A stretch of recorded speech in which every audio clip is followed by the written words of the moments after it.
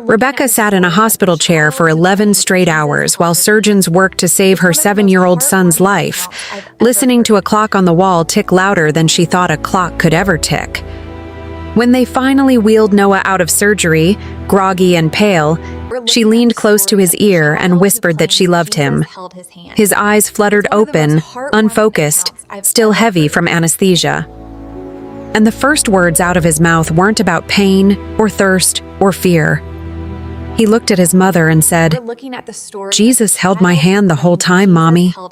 He said I wasn't going to die." Rebecca froze. Noah had never spoken like that before in his life. He was 7. He liked dinosaurs and cartoons and refused to eat anything green.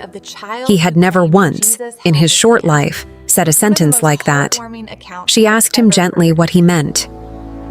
And what he told her next, in the plain, matter-of-fact way only a child can tell you something impossible, changed the way she understood faith forever. This is Rebecca and Noah's story. 6 weeks earlier, Noah had started complaining of headaches. Small ones at first, the kind any parent might brush off as too much time spent on a tablet or not enough sleep. But the headaches got worse. Then came the dizziness.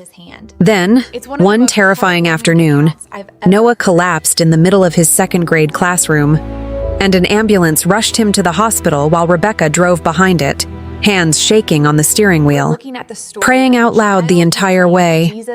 The scans revealed a mass in Noah's brain. The word the doctors used was one Rebecca had heard before in other families' stories, always from a safe distance, always something that happened to someone else. Never her own son. Never her own baby.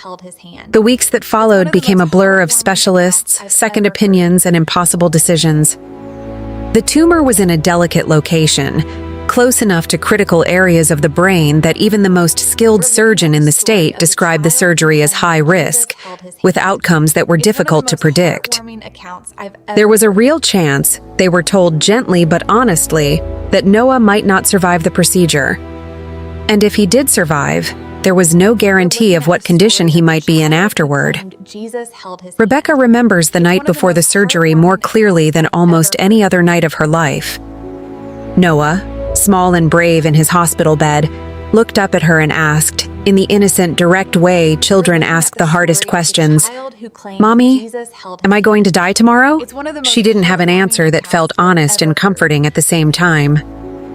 She simply held him close, fighting back tears she didn't want him to see, and told him that she loved him more than anything in the entire world, and that no matter what happened, he would never, ever be alone. That night, after Noah finally fell asleep, Rebecca sat in the darkened hospital room and felt something break open inside her.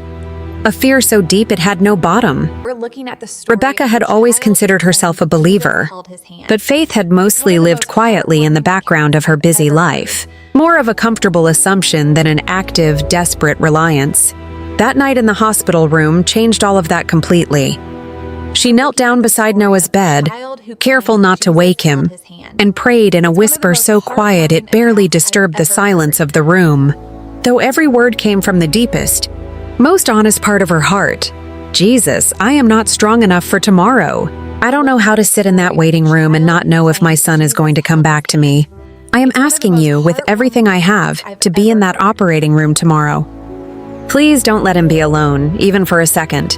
Hold his hand. Please hold his hand, because I can't be the one holding it in there. Please, Jesus, please don't leave him."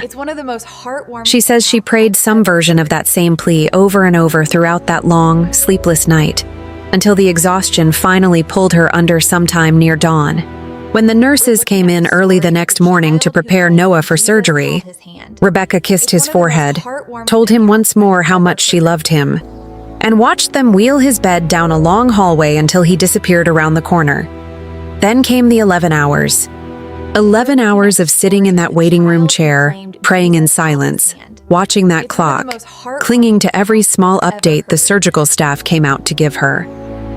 11 hours of the same desperate prayer repeating quietly in her mind. Please hold his hand. Please don't let him be alone. When Noah finally spoke those words in recovery, "Jesus held my hand the whole time. Mommy, He said I wasn't going to die. Rebecca gently asked him to tell her more, careful not to lead him, not to put any ideas into his still groggy mind. She simply asked, "What did that feel like, baby?" Noah, in the plain, unembellished way children describe things, told her that he remembered feeling scared right before he fell asleep for the surgery. Then, he said, he felt someone take his hand, warm and gentle, and when he looked over, there was a man sitting beside him he somehow just knew was Jesus. Even though Noah couldn't fully explain how he knew, he said Jesus didn't say very much. He simply held his hand and told him, "You are not going to die today. I am right here with you." Noah said he remembered feeling calm after that. Calmer than he'd felt in the entire 6 weeks leading up to that day, and the next thing he knew, he was waking up in the recovery room hearing his mother's voice. Rebecca didn't know what to do with what she was hearing. She wanted to believe it with her whole heart, and yet some small, practical part of her wondered if it was simply a dream, a trick of the anesthesia, a child's imagination filling in the blanks of a frightening experience. But two things happened over the following days that made her set aside every doubt completely. First, the surgery itself. The surgeon came to speak with her that evening, and he described the procedure using words he admitted he didn't usually use in medical consultations.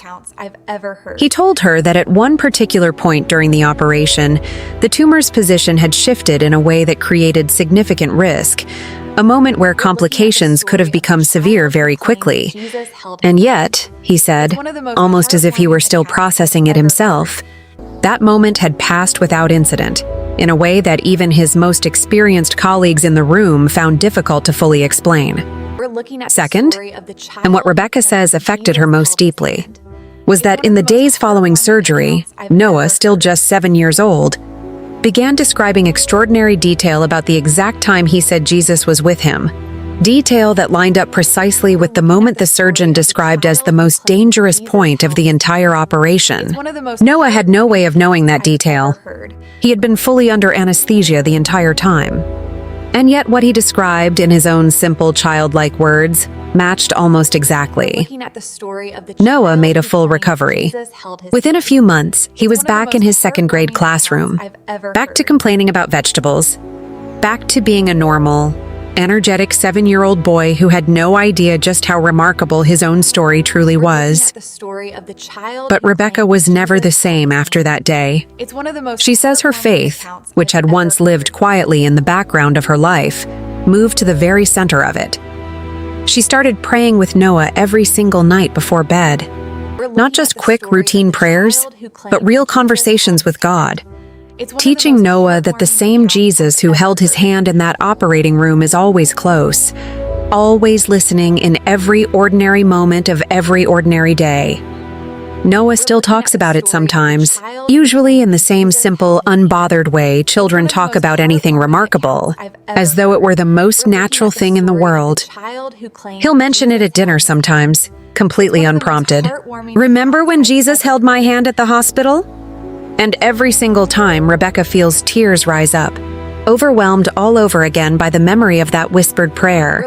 She prayed the night before surgery, and the God who answered it in a way she never could have imagined. "I asked him to hold my son's hand because I couldn't," Rebecca says. "I didn't know if he would answer that prayer exactly the way I asked it. But he did. He held my son's hand in that operating room in a way I will never be able to fully explain, but I will never, ever stop being grateful for." Maybe you're facing your own version of that hospital hallway tonight.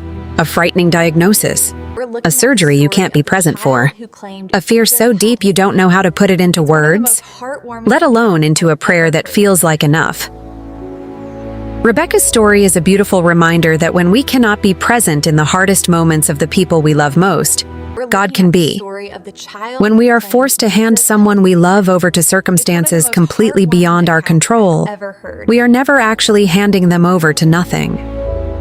We are handing them into hands far more capable, far more present, and far more loving than our own. You don't have to fully understand how prayers like this get answered. Rebecca doesn't either. She simply knows that she asked God not to let her son be alone, and in the one place she could not go. Someone was already there waiting.